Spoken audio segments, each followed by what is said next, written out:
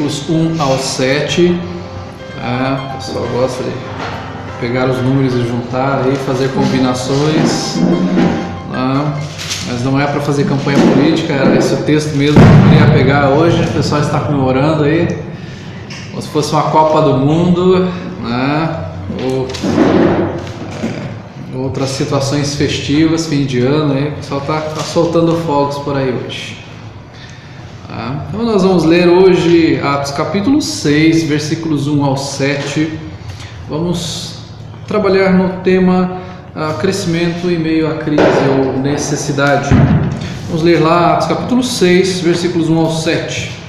Ora, naqueles dias, multiplicando-se o número dos discípulos, houve murmuração dos helenistas contra os hebreus, porque as viúvas deles estavam sendo esquecidas na distribuição diária.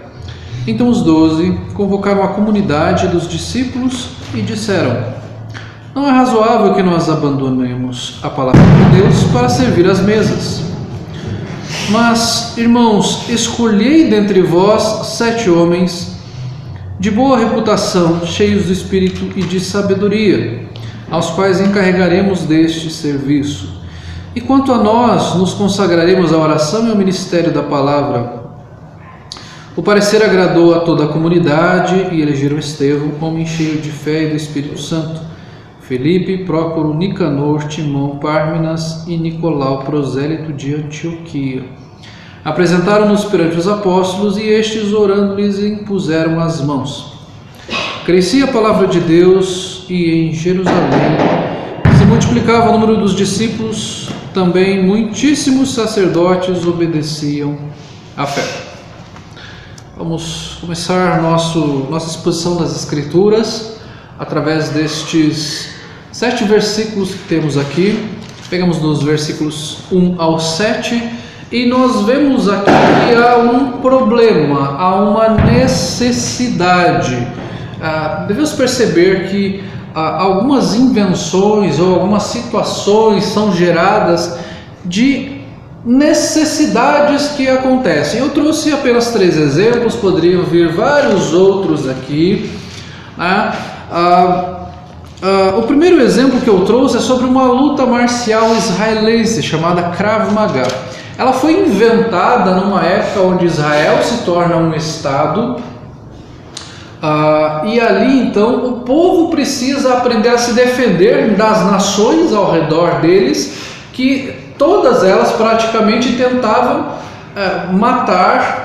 eliminar Israel do mapa, porque não reconheciam Israel como um estado oficial, e portanto ali havia uma necessidade de defesa. O que acontece então? Um homem ali inventa uma luta chamada Krav Maga para que a população e os militares também se defendessem. Era um tipo de defesa pessoal para que os israelenses se defendessem e pudessem subsistir para que não fossem eliminados. Então havia uma necessidade, porque ali havia então nações que tentavam eliminar este povo, e este povo nesta necessidade busca uma forma de se defender. Então há um problema, e deste problema você busca saber como eu vou tentar resolver este problema, subsistir a este problema. Os militares na época da Guerra Fria entre Estados Unidos e União Soviética, hoje apenas a Rússia já não está mais ligada àqueles outros países, existia a Guerra Fria naquela época, onde um país falava: olha, se você fizer armas desse tipo, eu também vou fazer. Olha, você tem poder para destruir tudo, eu também tenho, porque eu tenho armas desse tipo, eu tenho bombas nucleares dessa forma e tudo mais. E havia necessidade de uma comunicação mais efetiva, de uma comunicação melhor entre os militares, para que eles tivessem uma comunicação mais em tempo real e conseguissem conversar não apenas com alguém que estava próximo a eles ou na mesma cidade, mas que eles pudessem conversar em vários lugares, inclusive em vários outros lugares do planeta. E nesta época então foi inventada a internet, muito diferente do que é hoje ainda. Nós não estamos aqui para explicar como ela era, mas foi inventada para que entre os militares eles conseguissem se comunicar a longas distâncias para poder, qual era a situação naquele país, qual era a tensão, qual era a necessidade. Então havia uma necessidade de uma comunicação mais rápida, que muitas vezes ia demorar por meio de alguma outra tecnologia, ou até de qualquer tecnologia que fosse, de telefone, de rádio, de qualquer outra mensagem que fosse dada por meio de correspondência. Eles então ali inventam a internet para que haja uma comunicação mais rápida, efetiva, e que você pudesse conversar com pessoas, com militares em vários lugares, em várias partes do mundo. Existe um cão famoso também, chamado Rottweiler, que ele não foi inventado, obviamente, ele foram de vários cruzamentos que aconteceram. Foi feito, um dos motivos foi para que ele fosse um cão boiadeiro, para cuidar da boiada. Então eles inventam um cachorro, cruzam este cachorro, fazem cruzamentos até que chegue ao que nós conhecemos hoje, para cuidar de uma boiada e para segurança. Havia uma necessidade de segurança, de as pessoas se verem inseguras, então as pessoas, eu preciso de um cachorro bravo, de um cachorro grande, de um cachorro que impõe a respeito. Então foi feito um cruzamento ali, e hoje nós temos um cachorro que se chama Rottweiler, que se você chegar numa casa que tem um Rottweiler já adulto, e a pessoa fala, pode entrar, que ele é mansinho, você fala, não entro não, pode prender, porque senão eu não vou entrar não, porque é um cachorro que ele já te intimida só com aquele olhar dele, porque é um cachorro que normalmente ele não late muito. Você fala, não acredito que ele é manso, pode prender ou segura ele, porque senão eu não entro, né? Então são necessidades que acontecem, e dessas necessidades você cria uma solução. Obviamente nós teríamos aqui várias questões a pensar, que você poderia solucionar o problema, ou criar um problema ainda maior, ou esse problema não seria solucionado, mas nós estamos pegando apenas um princípio, que de problemas que surgem, nós procuramos criar soluções. Ok? Então nós vamos pegar a partir do versículo 1 ao versículo 2, sabendo aqui que esta solução não vem de nós, mas que esta solução ela vem da iluminação do Espírito Santo.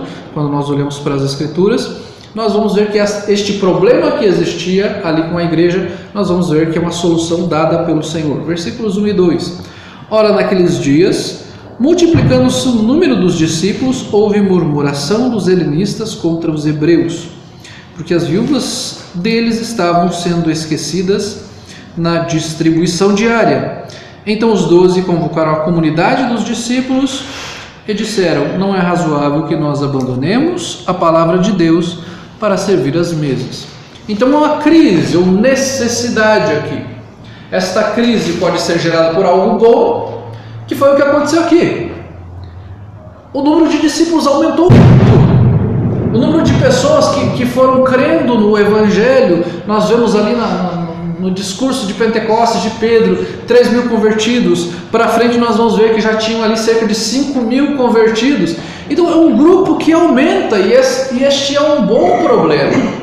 Se hoje chegassem aqui 3, 4 ônibus de pessoas falando, nós queremos ficar aqui, é um bom problema. Só que a gente teria que pensar, como que a gente vai alocar todas essas pessoas aqui?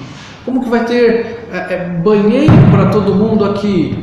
Será que tem banheiro suficiente? Qual é o espaço? Como é que nós vamos trabalhar com o espaço que nós temos? Nós precisamos de um novo espaço. Como é que nós vamos acompanhar essas pessoas? Vamos precisar fazer vários grupos de estudo para acompanhar essas 100, 150 pessoas que chegaram aqui. Precisamos fazer aqui, ver quais são os problemas dessas pessoas, quais os motivos dessas pessoas estarem aqui. Ou seja, é um problema bom. Essas pessoas vieram, muitas pessoas vieram, mas você tem que trabalhar com isso. Ou seja, nós precisamos de pessoas ajudando. Nós precisamos, irmãos, vamos procurar um novo local. Vamos ver como é que a gente faz agora. Vamos fazer grupos de estudo. Os irmãos, os líderes aqui vão ter que cada um pegar um grupo aqui e trabalhar cada um com um grupo. Vamos acompanhar as pessoas. Vamos ver casos urgentes aqui de aconselhamento. Vamos ver casos urgentes de pessoas que estão necessitadas para que nós possamos ajudar cada um. Então, há um problema, mas você vai criando soluções para eles. Este problema pode ser gerado por algo bom, que foi aqui. Então, a igreja ia aumentando, multiplicando-se o número de discípulos. Só naquele princípio foram 3.000. E depois fala que tinham cerca de 5.000 homens, não fala das mulheres. Fala só dos homens, 5.000 homens. Então era um grupo muito grande em pouquíssimo tempo. A necessidade, a crise, ela nos ajuda a compreendermos algumas situações. Então quando surge esta crise, esta necessidade, ela nos ajuda a compreender que nós podemos detectar aquele problema. Aqui foi detectado um problema. Olha só, houve murmuração contra os hebreus, porque as viúvas, a murmuração dos helenistas contra os hebreus. Os helenistas eram os que eram de fala grega. Eles estavam murmurando contra os hebreus. As viúvas de fala dos hebreus estão recebendo os donativos, enquanto que as viúvas de fala grega estão sendo deixadas de lado. Havia um problema, então isso foi detectado, houve uma murmuração ali, olha, estão sendo deixados de lado. As viúvas daquela época não eram pensionistas, os maridos morriam e não tinham INSS, elas dependiam. Obviamente que as viúvas que tinham filhos, a Bíblia fala que os filhos deveriam cuidar delas, que os parentes deveriam cuidar delas. 1 Timóteo capítulo 5 vai falar isso, de que os filhos têm que ajudar os pais, e ali fala inclusive que se alguém não cuida dos seus, tem negado a fé, é pior que o descrente. Só que existiam viúvas que não tinham família, eram apenas elas, ou seja, elas precisavam de ajuda, elas não tinham uma pensão, elas não tinham donativo, elas, se fossem deixadas de lado, elas viveriam na miséria, viveriam como pedintes. E aqui então há esta murmuração, porque elas são deixadas de lado. Então há uma detecção de um problema. O maior problema não é o problema, o maior problema é nós não detectarmos o problema, e aqui esse problema é detectado, Ele não pode ser uma coisa silenciosa e nem algo que está patente aos nossos olhos e a gente deixar passar. Então há uma crise, há uma necessidade, e esta necessidade, está acontecendo algo diferente, as pessoas estão murmurando, precisamos fazer algo. Então é detectada esta crise, e não apenas detectado, você procura uma solução para ela. Então aqui é como um problema de saúde que você tem, eu tenho um problema de saúde, mas eu não quero ir ao médico. Não adianta nada. Então eles detectam este problema e eles vão em busca de uma solução. Qual é a solução que eles dão aqui? Então os 12 convocam a comunidade, versículo 2, vai falar que eles convocam a comunidade e dizem: não é razoável que abandonemos a palavra de Deus para servir as mesas. Eles falam aqui, olha, nós precisamos buscar uma solução, porque nós como discípulos, os discípulos ali, os apóstolos do Senhor, eles falam: nós não podemos abandonar a palavra de Deus para servir as mesas. Ou seja, o que eles estão fazendo aqui? Vamos organizar este time. Vamos organizar este time no campo. Não vamos ficar todo mundo correndo atrás da bola. Você já viu aquele jogo, principalmente jogo de mulher? Hoje em dia até tem jogo de mulher mais organizado. Mas um tempo atrás a gente via jogo de mulher, era muito engraçado. Onde a bola estava, tinha 22 mulheres em volta da bola, chutando a bola para o lado. Aqui, o que os apóstolos estão fazendo? Eles estão organizando o time. Estão falando: olha, vamos colocar cada um na sua posição. Como no futebol tem o goleiro, tem lá os zagueiros, os laterais, os meio-campistas e os atacantes. Vamos organizar. Porque não é razoável que nós abandonemos a palavra de Deus para servir as mesas. O que eles estão fazendo aqui? Eles não estão diminuindo o fato de que as pessoas precisam ser assistidas, e eles falam: não, nós vamos fazer algo mais importante. Eles não estão falando isso. Eles não estão diminuindo essa situação. Eles estão falando: é algo importante, precisa ser resolvido, mas não pode ser resolvido por nós. É exatamente isso que eles estão falando. Eles estão falando: precisa-se de mais pessoas para ajudar. Porque o que eles falam aqui é que a prioridade deles é ensinar a palavra de Deus. E talvez esse seja um dos grandes problemas nossos na igreja contemporânea. É este problema que é detectado pelos apóstolos aqui. Eles falam: nós não podemos abandonar a palavra de Deus para servir as mesas, porque elas têm as necessidades, mas a nossa prioridade, a essência do apostolado está em pregar o Evangelho. Não quer dizer que eles não poderiam fazer isso.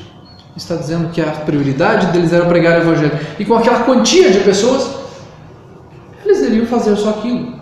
E o que nós encontramos hoje na igreja, normalmente e infelizmente, é que muitos ministros se envolvem com um monte de coisas e deixam a palavra de Deus de lado. Ele tem reunião não sei do que, ele tem programa não sei das quantas, ele vai fazer uma caminhada não sei com quem, ele vai se envolver ali num bate-papo não sei das quantas, e ele se envolve muito mais com as questões administrativas da igreja. Ele vai se envolver com a construção, ele vai ficar à frente da construção, decidindo tudo do templo, ele vai resolver qual cor vai ser pintada, ele quer saber qual azulejo vai ser colocado, e aí ele não se envolve com aquilo que é o essencial, que é estudar a palavra de Deus. Esta é a prioridade dele. É como se ele fosse uma banda de um homem só. Ele é o vocalista, o guitarrista, o baterista ao mesmo tempo, o baixista, então ele faz tudo. Ele quer fazer tudo. E acaba não fazendo nada. Ele quer ter tudo nas suas mãos. E aí ele negligencia a palavra de Deus, ele dedica pouco tempo para estudar a palavra de Deus, porque ele fala: estou cheio de coisas, estou na correria, tenho reunião não sei do que, tenho reunião não sei das quantas, tenho que ir em tal lugar, tenho que ver o xerox não sei do que, tenho que ver tal pessoa que precisa de donativos, tenho que fazer compra para essa pessoa, tenho que organizar o almoço não sei do que, tenho que organizar a construção. Ele fala: puxa vida, que correria, agora depois da escola dominical eu vou chegar meio-dia em casa, vou almoçar, e agora à tarde eu vou fazer a pregação do culto. E ele faz aquilo tudo na correria, ele não tira tempo para orar, ele não tira tempo para dedicar vários dias com relação àquela pregação que ele vai fazer. Ele faz na hora, né? Porque existe uma correria, porque eles querem se envolver com tudo. E o que os apóstolos falam aqui, não é razoável que nós abandonemos a palavra de Deus para servir as mesas. O pastor, essencialmente, ele é o ministro da palavra de Deus. Ele pode se envolver com outras pessoas, ele pode ir a reuniões, ele pode sim levar donativos às pessoas, mas a prioridade dele é pregar a palavra de Deus. E é por isso que os apóstolos falam, então, que não é razoável isto, porque eles dedicariam muito tempo, porque a essência deles era pregar a palavra de Deus. E qual é a solução então aqui? O versículo 3 vai falar: mas irmãos, escolhei dentre vós 7 homens de boa reputação, cheios de espírito e de sabedoria, os quais encarregaremos deste serviço. A solução começa primeiramente por eleger líderes.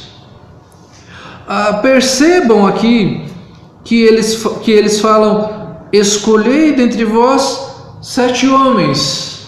Então a essência, uma das características da liderança na igreja é uma liderança masculina. Novamente, não é porque a liderança masculina é que os homens são melhores do que as mulheres, mas nós temos papéis diferentes na igreja. A mulher pode fazer várias outras coisas, mas a questão da liderança é dedicada ao homem. Jesus Cristo convoca e escolhe 12 apóstolos.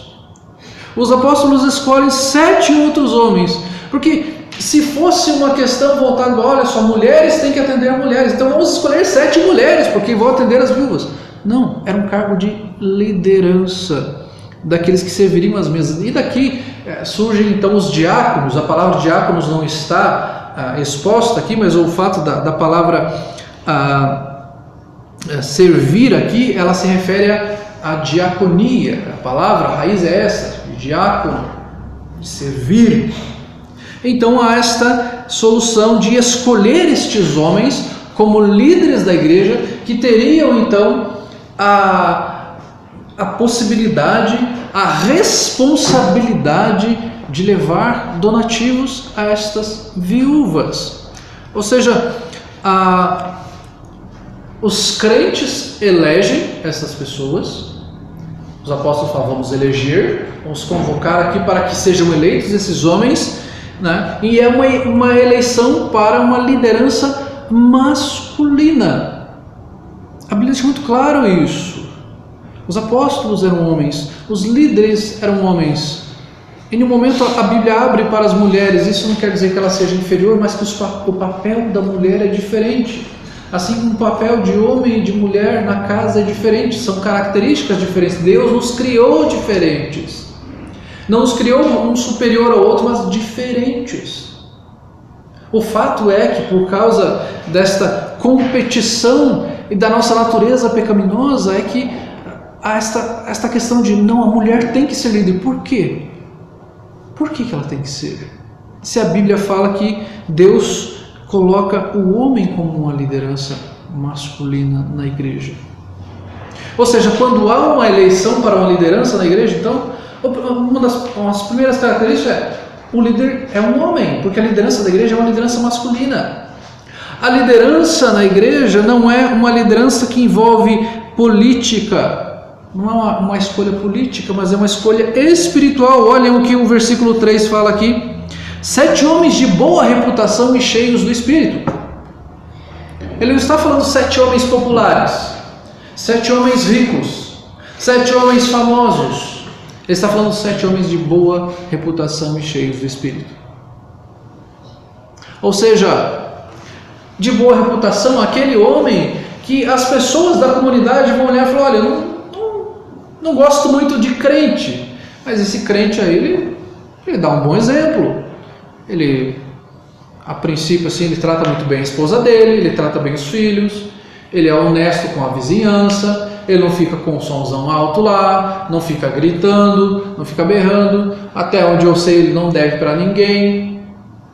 Então o líder da igreja, ele deve passar por este crivo, por essas exigências. A igreja vai ter uma reunião para escolha de líderes. Olha, este líder ele tem um nome sujo na praça, ele quer se candidatar como líder, mas ele tem um nome sujo na praça. Ou olha, ele tem um problema conjugal, então ele não pode ser líder porque a Bíblia fala que ele deve ter boa reputação.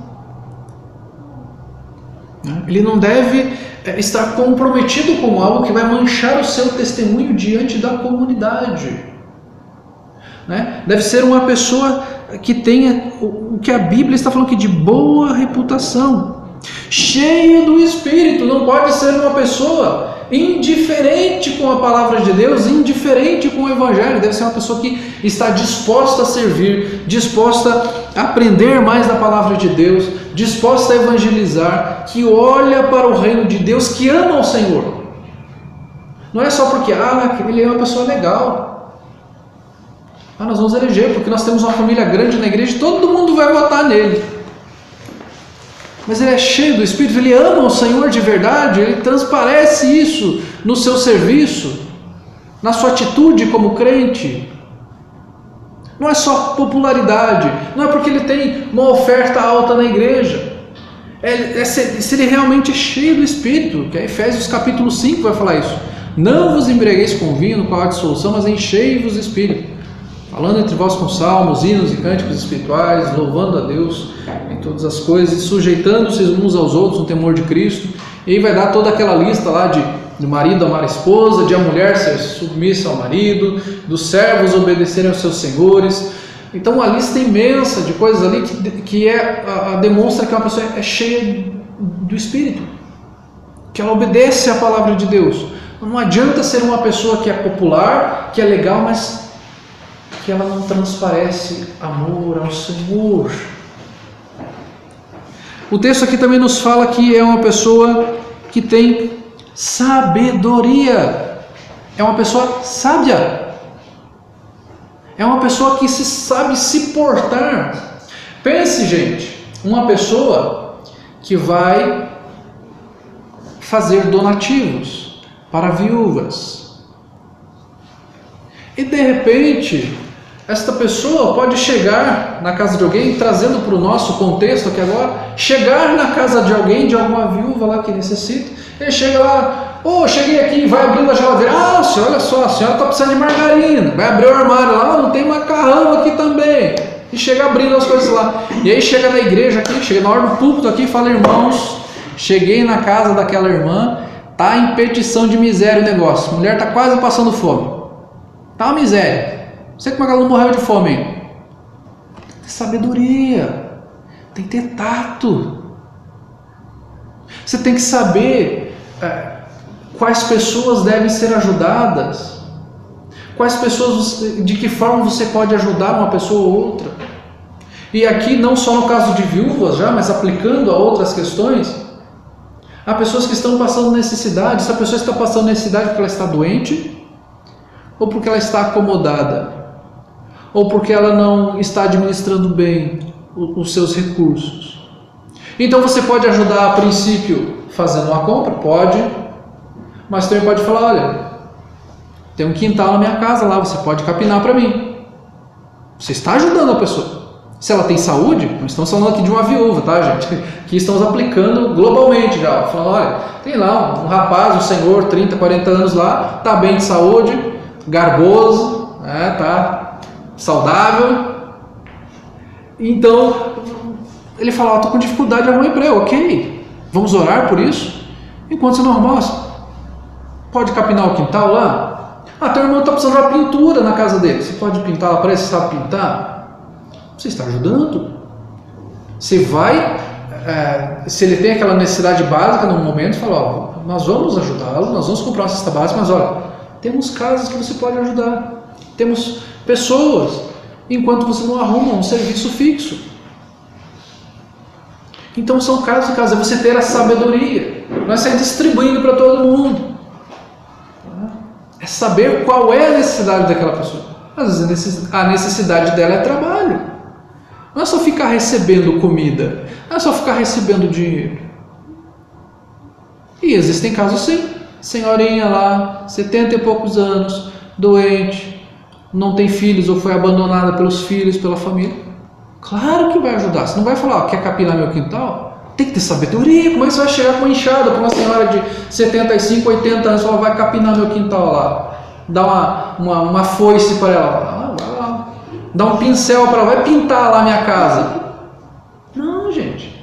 Por isso que a pessoa, para ela ser um diácono, um líder, precisa ter sabedoria, tato. Não vai chegar falando para os outros, olha só, essa pessoa está precisando expor a pessoa ao ridículo. É sabedoria. Então, essas são questões que os apóstolos colocam aqui, que os discípulos colocam, que são necessárias, e que essas pessoas são então encarregadas ao serviço. Então, é uma liderança. Eu fui seminarista de uma igreja que elas fazia de uma forma muito interessante esta questão da eleição de líderes da igreja. Ela falava, olha, aqueles que querem, estão interessados em ser líderes, coloquem o nome no papel, tragam aqui e depois o pastor vai conversar com cada um, para ver a situação de cada um. E aí o pastor ia conversar com essas pessoas, para saber se elas realmente eram aptas a princípio. Então essa necessidade, porque não é só votar, vamos ver quem é mais votado. Não, precisamos saber quem é capacitado para isso. Então aqui, versículo 4 vai falar, então, e quanto a nós, nos consagraremos à oração e ministério da palavra. Nós já chegamos aí. Então esses líderes são reconhecidos pela igreja já estabelecida. No versículo 3 fala ali que eles vão encarregar deste serviço. Versículo 4 vai falar então, e quanto a nós, nos consagraremos à oração e ao ministério da palavra, ou seja, o ministério prioritário dos discípulos, que depois passou a ser dos presbíteros, pastores, então, é oração e pregação da palavra. O pastor vai fazer só isso então, oração e pregação da palavra, só tudo isso, só tudo isso. Há uma inversão de valores hoje, onde os pastores têm dedicado pouco tempo à oração e pregação da palavra e se envolvido em questões administrativas da igreja. Então o presbítero, o pastor, deve ser consagrado à oração e ao ministério da palavra. Questões administrativas devem ser deixadas para outras pessoas quando existem essas outras pessoas, quando existem pessoas dispostas a trabalhar nestas áreas. Porque senão o pastor fica doido de um lado para o outro. Faz uma coisa, faz outra, daí um pede uma coisa, o outro pede outra, aí um reclama que não foi bem feito aquela outra coisa, e o outro reclama que não foi feito bem lá também. Não, o papel do pastor é pregar. Deus vai cobrar o pastor por aquilo que ele pregou, por aquilo que ele ensinou, da forma como ele orou pelas pessoas, o quanto tempo ele dedicou à oração, a louvor a Deus. Esse é o papel principal do pastor. Então o pastor não deve ser cobrado pelas outras coisas, cobrado de forma tão enfática, porque a maior cobrança dele deve ser em relação à palavra de Deus. Novamente, é uma inversão de valores aqui, porque se cobra tanto sobre as questões administrativas do pastor, ele vira um CEO da igreja, vira um cara ali que é o administradorzão da igreja, e às vezes o pastor prega ali qualquer coisa, ele fala, agora estamos num tempo avançado aqui na igreja, vamos pregar 5 minutos. E todo mundo acha que está tudo bem. Não está tudo bem. O pastor tem que ser cobrado pela palavra e não só pelas questões administrativas da igreja. Então os apóstolos fazem isso, eles falam que eles vão se consagrar à oração e ao ministério da palavra. Versículo 5 fala assim: o parecer agradou a toda a comunidade e elegeram Estevão, homem cheio do Espírito, cheio de fé e do Espírito Santo, Felipe, Prócoro, Nicanor, Timão, Pármenas e Nicolau, prosélito de Antioquia. Então aqui a comunidade se agradou disso e elege então estes 7 homens, dentre eles Estevão, que a gente vai ouvir lá para frente, que foi martirizado, outros ali que pregaram a palavra de Deus, também Filipe. Então percebam aqui que quando fala dos diáconos, também não quer dizer que eles vão só fazer parte desta questão administrativa da igreja, porque nós vamos ver Estevão pregando a palavra de Deus, testemunhando do Evangelho. Ou seja, ao diácono também é necessário que ele conheça muito bem a palavra de Deus, que ele tenha o conhecimento da palavra de Deus, ou seja, que ele seja cheio do Espírito, ele tenha o desejo de aprender mais da palavra de Deus. Estes 7 homens que são escolhidos, todos aí com nomes gregos, com nomes ali de helenistas, já que há esta reclamação de que as viúvas helênicas ali estão sendo deixadas de lado. 7 homens com esta raiz de nome helenista são eleitos ali para cuidar desta parte, para cuidar dessas mulheres, para não ficar nenhuma margem para dizer, olha só, há preconceito com as mulheres que são de fala grega, há um preconceito porque eles só querem ficar no guetozinho deles entre os hebreus. Não, vamos eleger homens aí cheios do Espírito Santo, capacitados, sábios e inclusive com um nome que vai lembrar muito a eles, mostrando aqui que não tem nada a ver esta questão, ok? O texto nos fala aqui que eles foram apresentaram-nos perante os apóstolos e estes orando lhes impuseram as mãos. O fato de impor as mãos aqui era como se eles reconhecessem ali, como se fosse passada a autoridade para aqueles homens. Ainda se faz hoje cultos de ordenação pastoral, onde o pastor ali, um outro pastor, impõe as mãos, ora, para que seja reconhecida a autoridade daquele outro pastor. Estamos reconhecendo que este pastor é a autoridade sobre esta igreja, então vamos fazer uma oração impondo as mãos. Então aqui há este reconhecimento da autoridade, como se fosse passada a autoridade a estes homens, uma autoridade que foi dada por Deus, e é então imposto as mãos a estes homens, orado a eles, para que eles sirvam ao Senhor, levando donativos àquelas viúvas. Versículo 7 nos diz assim: crescia a palavra de Deus, e em Jerusalém se multiplicava o número dos discípulos, também muitíssimos sacerdotes obedeciam à fé. Ou seja, há um problema, uma crise, esta crise é detectada, a solução é dada e há um crescimento da igreja. Então, este crescimento vem em meio à crise. Crescia a palavra de Deus em Jerusalém. O maior problema não é ter um problema, o maior problema é não detectar o problema ou detectar o problema e não arranjar solução para ele. Temos um problema, precisamos de uma solução. E aqui, quando se arranja esta solução por meio do Senhor, por meio da sabedoria que o Senhor dá a estes homens, o texto nos fala que a palavra de Deus cresce, que se multiplica o número dos discípulos, que cresce o número de pessoas que vão crendo no Evangelho, que até sacerdotes líderes das sinagogas obedecem à fé, obedecem à palavra de Deus. Há um crescimento em meio à crise. Ao invés de haver ali uma estagnação, uma divisão, um problema, a maturidade por meio do Espírito, de crescer em meio ao problema. Nós reconhecemos que a maturidade, quando nós vemos um problema, e ao invés de nós fugirmos, nós enfrentamos e ali vamos em frente e crescemos com isso. Quando há um problema, alguma dificuldade, num problema acadêmico que a gente possa ter, uma dificuldade numa matéria, ao invés de falar, eu vou desistir, eu vou estudar mais porque eu preciso passar nessa matéria, estou com dificuldade, vou estudar. Quando eu estou com uma dificuldade no meu relacionamento conjugal, ao invés de falar, vou chutar o balde porque está difícil de resolver esse problema, eu vou me separar. Não, vamos procurar uma solução. Nós vamos ter que procurar qual é a solução para nós lidarmos com esse dilema que nós temos aqui. Quando nós temos dilemas como igreja, quando nós temos dilemas como igreja, o que nós vamos abandonar a igreja? Não, nós vamos procurar uma solução para crescermos juntos, para aprendermos juntos, para amadurecermos juntos e glorificarmos ao Senhor juntos, perseverarmos. Então, os problemas servem para nos trazer maturidade, não para que a gente fuja e abandone.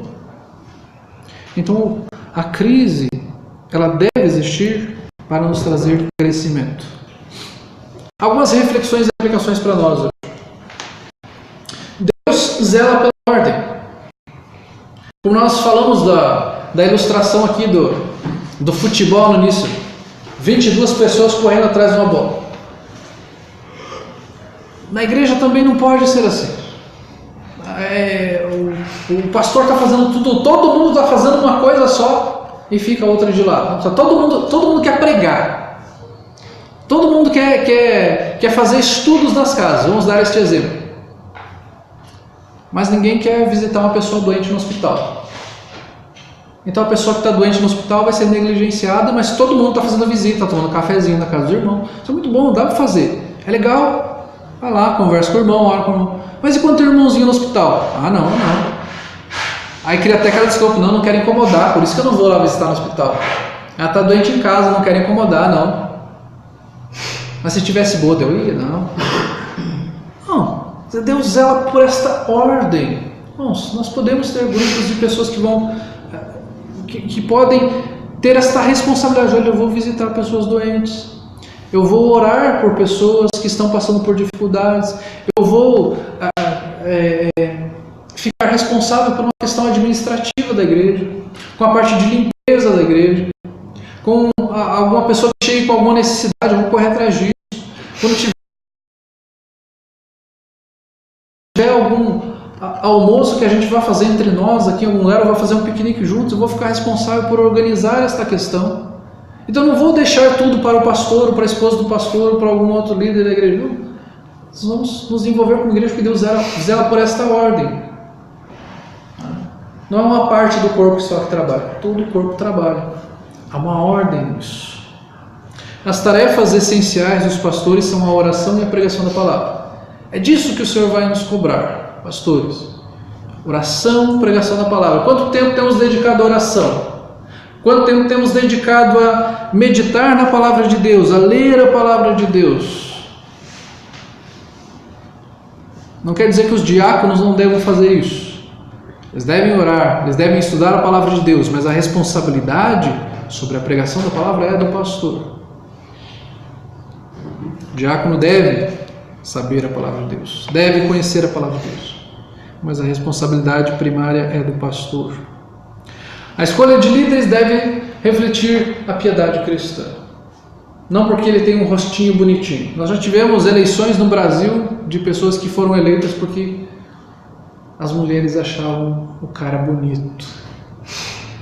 Na época falavam, este homem é um pão, ele é um bonitão, ele se veste bem, ele fala bem.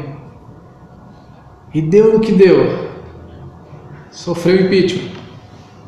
Fernando Collor de Mello, para quem não lembra ou quem não viveu esta época. Porque muita gente votou que ele era bonito, porque ele falava bonito. Mas os líderes da igreja devem ser vistos pela sua piedade. Nós não devemos nem eleger nem pessoas do mundo assim, quanto menos pessoas da igreja devem ter piedade cristã. Não é pela sua família, não é porque se fala bem, é porque você ama a Cristo e você quer servir a Ele e você quer ver o nome do Senhor Jesus Cristo glorificado. É uma vida de piedade, é uma vida de amor ao Senhor. Nós estamos aqui para amar ao Senhor, para glorificar ao Senhor, para anunciar Jesus Cristo, para dizer que nós nos importamos com os outros irmãos, que nós amamos aos irmãos. E nós não estamos aqui para saber, eu quero o trabalho mais importante que tem. O trabalho mais importante que tem aqui é o dom que Deus deu para você. Você vai servir ao Senhor com o dom que Deus te deu. Você vai fazer isso para a glória dEle, para a honra dEle, para que o corpo cresça e amadureça, que passe por meio aos problemas. Sirva ao Senhor de todo o seu coração. Que o Senhor nos abençoe. Vamos orar. Senhor Deus, obrigado porque o Senhor deu a cada um de nós atribuições, responsabilidades, e tememos ao Senhor porque o Senhor vai nos cobrar por isso, ó Pai.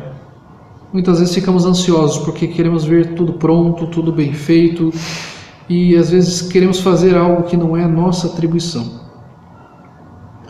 Por outro lado também, muitas vezes podemos nos omitir, achando que tem pessoas que vão fazer e que não precisamos fazer. Que o Senhor toque os nossos corações, que o Senhor nos dê entendimento de qual é o nosso papel na igreja, como corpo de Cristo, para que possamos crescer em meio às dificuldades, aos dilemas que aparecem a cada dia, ó Pai. Que o Senhor nos ajude. Que o Senhor esteja conosco nessa semana, que o Teu nome seja glorificado acima de todas as coisas. Em nome de Jesus Cristo. Amém.